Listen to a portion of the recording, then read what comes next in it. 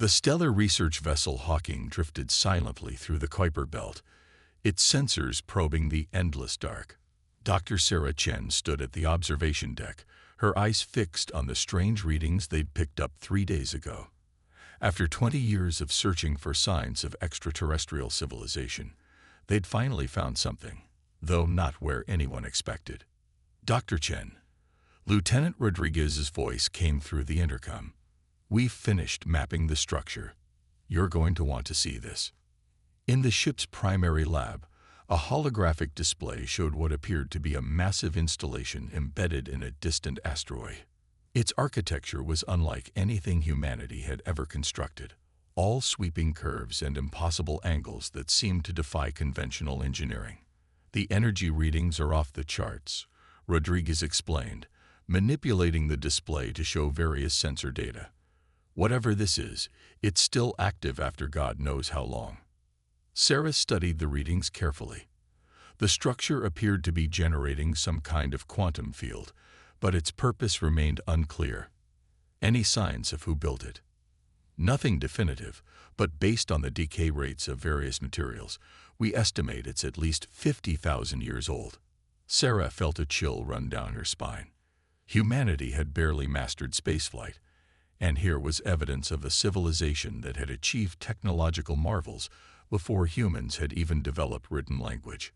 "Captain Walsh wants to know if we should attempt entry," Rodriguez said quietly. Sarah hesitated. Standard protocol for first contact scenarios called for extensive observation before any direct interaction. But something about the timing of this discovery felt significant. The recent loss of contact with several deep space colonies had everyone on edge, though no one wanted to voice their fears openly.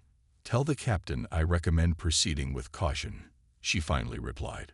"But we need to know what's inside that structure." 24 hours later, Sarah led the exploration team through the ancient airlock. Their suits' lights illuminated corridors that hadn't seen brightness in millennia. The walls were covered in intricate patterns that seemed to shift and change when viewed directly. "These aren't decorative," Dr. Patel observed, scanning the patterns with his handheld analyzer. "There's some kind of data storage system, incredibly sophisticated." As they moved deeper into the structure, Sarah couldn't shake the feeling that they were being watched. The quantum field they detected from outside was stronger here, making their instruments behave erratically. They entered what appeared to be a central chamber, and Sarah gasped. Floating in the center of the room was a perfect sphere of what looked like liquid metal, approximately 3 meters in diameter. It pulsed with a soft blue light that seemed to beat in time with her heart. "My God," she whispered, "it's still running."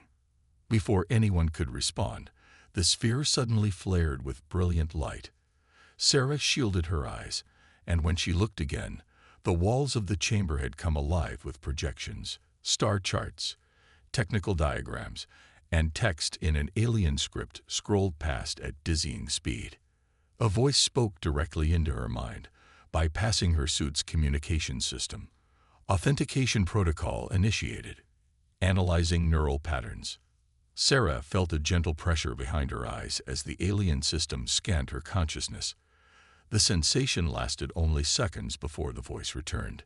"Species identification. Human. Threat assessment. Critical. Time until extinction event. 73 standard days." The blood froze in Sarah's veins. What extinction event? The answer came in a series of images that filled her mind. Massive ships emerging from hyperspace, weapons that could crack planets, and swarms of biomechanical horrors that consumed everything in their path. The Devourers were coming, just as they had come for the builders of this facility 50 millennia ago. "Defense protocols available," the voice continued, "but implementation requires proof of species worthiness. Will you accept the trial?" Sarah looked at her team, seeing her own mix of fear and determination reflected in their faces. Humanity had dreamed of first contact for generations, but not like this. Still, if there was even a chance of preventing the nightmare she'd just witnessed. "We accept," she said firmly. The sphere pulsed once more, and Sarah felt knowledge begin flooding into her mind. fragments of the incredible technology that had once protected this sector of space. But it wasn't complete. The rest would have to be earned through humanity's own efforts and ingenuity. As the team rushed back to their ship to warn Earth, Sarah realized that everything humanity had achieved, every scientific breakthrough, every space colony, every triumph over adversity, had been preparation for this moment. The real test of human potential was about to begin. Light years away, at the edge of charted space, the first wave of devourer ships emerged from hyperspace. The hunt had begun again. The emergency meeting of Earth's Defense Council was chaos. Holographic displays showed the destruction of New Haven Colony, humanity's furthest outpost, in horrifying detail. The devourers had arrived exactly as the ancient facility had warned, and their first strike had left no survivors. Admiral James Torres watched the footage in grim silence. After 30 years in Earth's Navy, he'd thought he'd seen everything. He was wrong. The alien ships moved like living things, their black hulls seeming to absorb both light and hope. The colony's defense grid didn't even slow them down, General Zhang reported, her voice tight with controlled anger. Their shields simply adapted to everything we threw at them.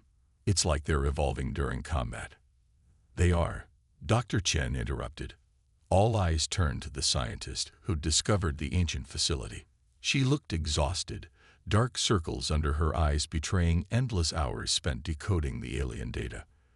The Devourers aren't just ships, they're a self-evolving weapon system. Each engagement makes them stronger. Then we're dead already, someone muttered. No, Sarah's voice cut through the growing despair. The builders of that facility fought them before. They found a way to win, and they left us the key to doing the same. But we have to prove we're worthy of their legacy. She gestured, and new holographic images appeared. Complex technical schematics mixed with what looked like philosophical equations. It's not just about technology. The defense system they created was tied to consciousness itself. It doesn't just protect, it judges. Admiral Torres leaned forward. What exactly are we dealing with, Doctor? They called it the Nexus Shield. It operates on principles we barely understand. Quantum entanglement on a cosmic scale, reality manipulation, consciousness-driven physics.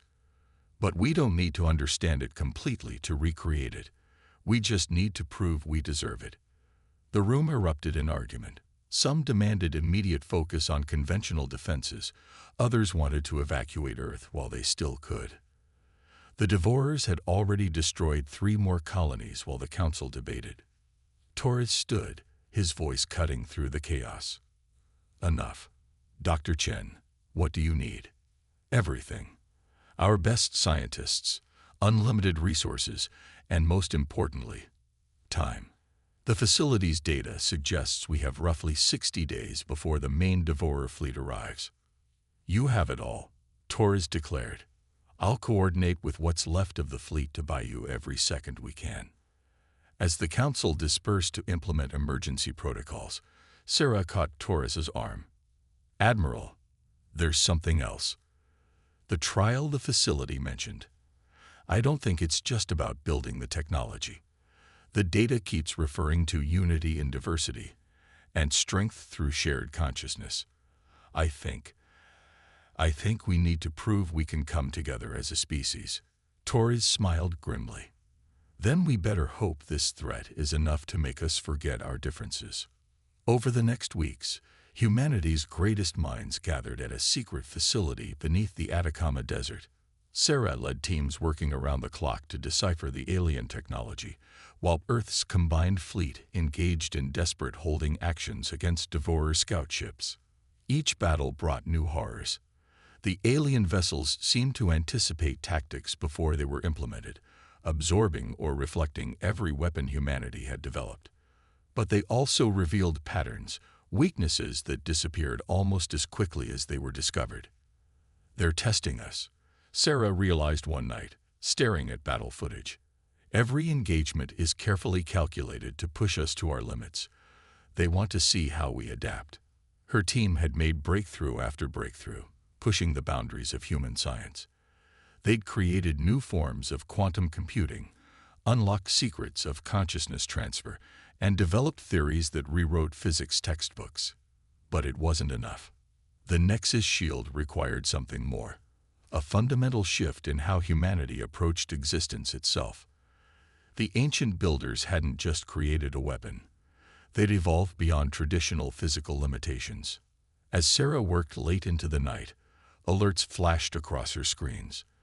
The Devourers had adapted faster than expected. They'd broken through the outer defense lines, and the main fleet's arrival estimate had just been revised. They had less than 30 days to achieve what might take a civilization's centuries of natural development. And somewhere in the darkness between the stars, an ancient consciousness watched, waiting to see if humanity would pass its trial by fire. Deep beneath the Atacama Desert, Project Legacy had transformed from a research facility into humanity's last hope. The massive underground complex hummed with energy as quantum computers processed alien equations and consciousness scanners probed the boundaries of human potential. Dr. Sarah Chen stood in the central testing chamber, watching as engineers prepared for another attempt at generating a localized quantum field. The previous 12 attempts had failed, each failure teaching them something new about the underlying principles of the Nexus shield. Power systems at 98%. Dr. Yuki Tanaka reported from her station. The quantum physicist had been Sarah's right hand throughout the project, her brilliant mind helping translate alien concepts into workable human technology. Field harmonics are stable. Sarah nodded, trying to ignore the latest casualty reports scrolling across her peripheral displays. The Devourers had adapted to Earth's latest defensive strategies, their ships now capable of predicting and countering tactics before they were even fully implemented. "Begin the test sequence," she ordered. The chamber filled with a soft blue glow as the experimental field generators powered up. In the center of the room, space itself began to ripple and fold. For a moment, Sarah allowed herself to hope. This was further than they'd ever gotten before. Then alarms blared. The quantum field collapsed in a cascade of sparks and failed circuits. Another failure. "The field harmonics are perfect," Yuki said, frustration evident in her voice. "The math works. The technology works. We're missing something fundamental." Sarah ran her hands through her graying hair, remembering the alien voice from the facility. Implementation requires proof of species worthiness. What were they missing? A commotion at the chamber entrance drew her attention. Admiral Torres strode in, accompanied by representatives from every major Earth nation and colony. Their faces were grim. "The Devourer fleet has accelerated," Torres announced without preamble. "New estimate puts them at Earth's doorstep in 15 days. The news hit like a physical blow. They'd been counting on having at least 3 more weeks. "That's not all," Torres continued. "We've decoded more of their communication patterns. They're not just testing our military capabilities. They're testing our species' potential for transcendence." Sarah's mind raced back to the patterns she'd observed in the ancient facility's data. The builders, they didn't just develop advanced technology. They evolved beyond traditional physical limitations. That's what the Devourers are really looking for. "But how does that help us?" someone demanded. "We can't evolve an entire species in 2 weeks." Sarah's eyes widened as understanding suddenly clicked. She rushed to her console, pulling up the original alien schematics. "We've been thinking about this wrong. The Nexus shield isn't just a defensive system. It's a catalyst for evolutionary advancement. The builders didn't create it to fight the Devourers. They created it to help species prove they're ready for the next step." She highlighted sections of the alien text. "Look at these patterns. They're not just technical specifications, they're consciousness harmonics. The shield doesn't just protect physical space, it creates a quantum field that links minds together. But it only works if those minds are ready to transcend their individual limitations." "Are you suggesting we need to link human consciousness?" Torres asked carefully.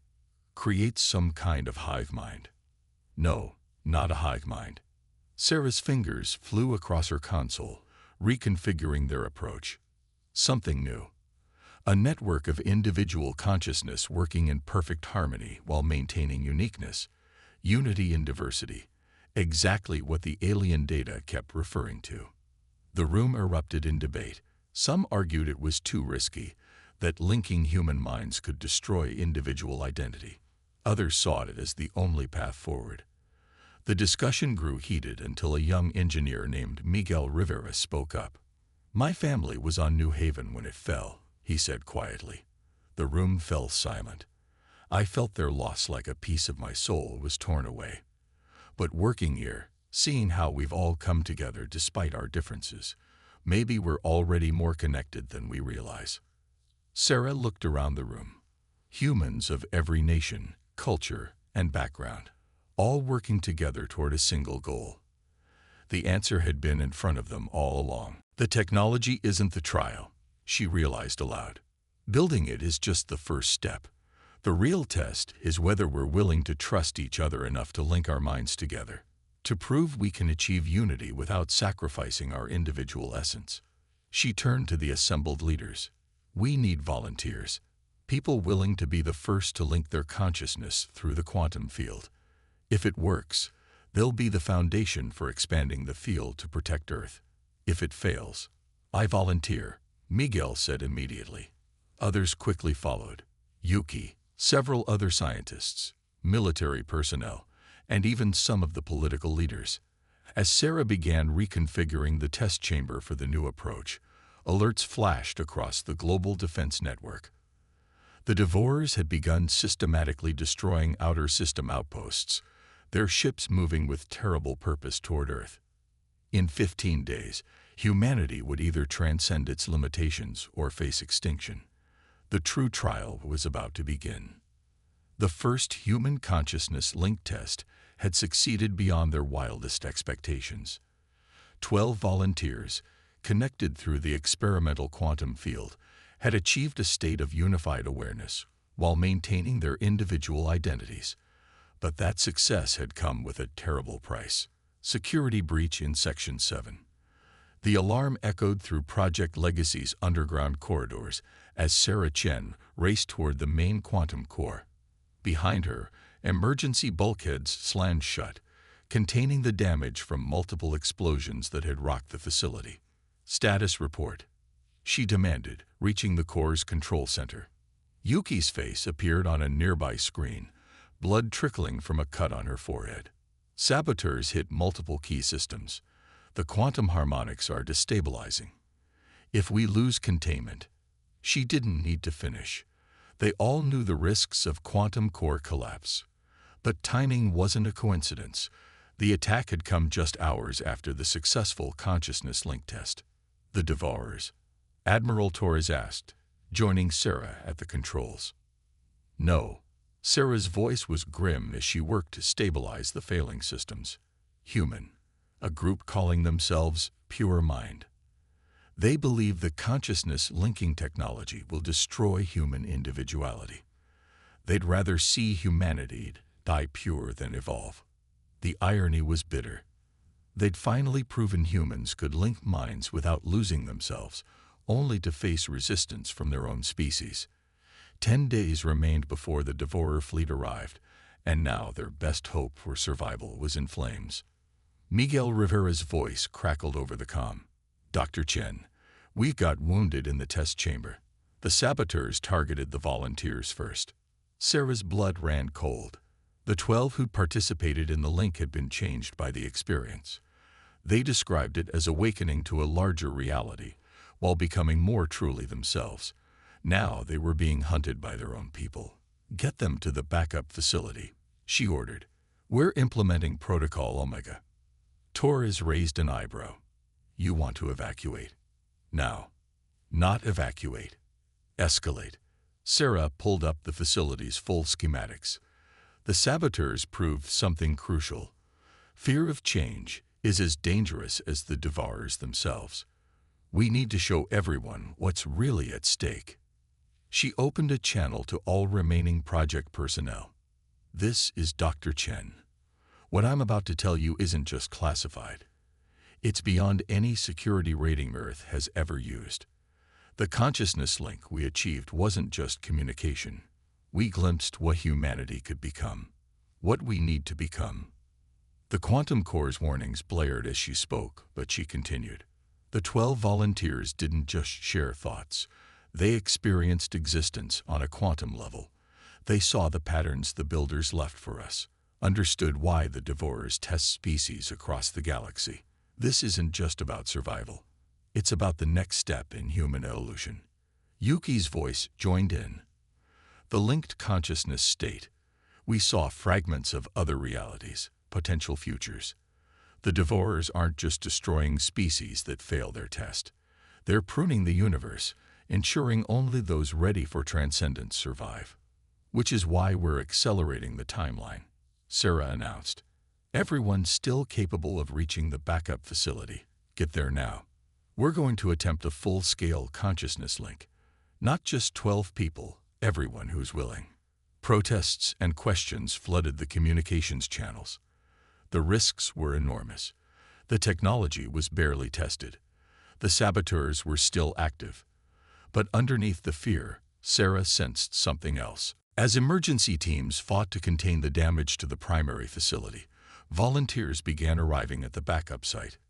Scientists, soldiers, support staff, humans from every background, united by the understanding that they stood at a pivotal moment in their species' history. Sarah worked with Yuki and the other survivors of the first link to prepare the expanded quantum field. The saboteurs had destroyed their carefully calibrated equipment, but the 12 carried the experience in their minds. They could guide others through the process. Then the deep space arrays detected new signals. The Devourer fleet had accelerated again. They would reach Earth in less than 5 days. They know, Miguel said softly. They sense we're approaching the threshold. That's why they're pushing us so hard. Sarah looked at the assembled volunteers. Hundreds now, with more arriving every hour. Humanity had faced extinction before, survived ice ages and plagues, wars and disasters. Each crisis had forced them to adapt, to become something more than they were before. Now they faced the ultimate test, transcend or die. And somewhere in the quantum field linking their minds together, the answer was waiting. The backup facility had never been meant to house thousands, but humanity's drive to survive had transformed it into something new. Quantum field generators salvaged from the sabotaged main facility hummed in harmony with makeshift equipment built from spare parts and desperate innovation. Sarah Chen stood in the center of it all, surrounded by volunteers preparing for what might be humanity's final evolution. The Devourer fleet would reach Earth in 6 hours. Field harmonics are as stable as they're going to get, Yuki reported, her consciousness already partially linked with the other 11 original volunteers. Their shared awareness had only grown stronger, giving them insights into the alien technology that would have taken years to achieve otherwise. Admiral Torres approached, his uniform dusty from helping set up emergency power systems. The Pure Mind saboteurs have been contained, but they took out our last quantum communications array. We can't coordinate with what's left of the fleet. Maybe that's for the best, Sarah replied. We can't risk them trying to stop what's about to happen.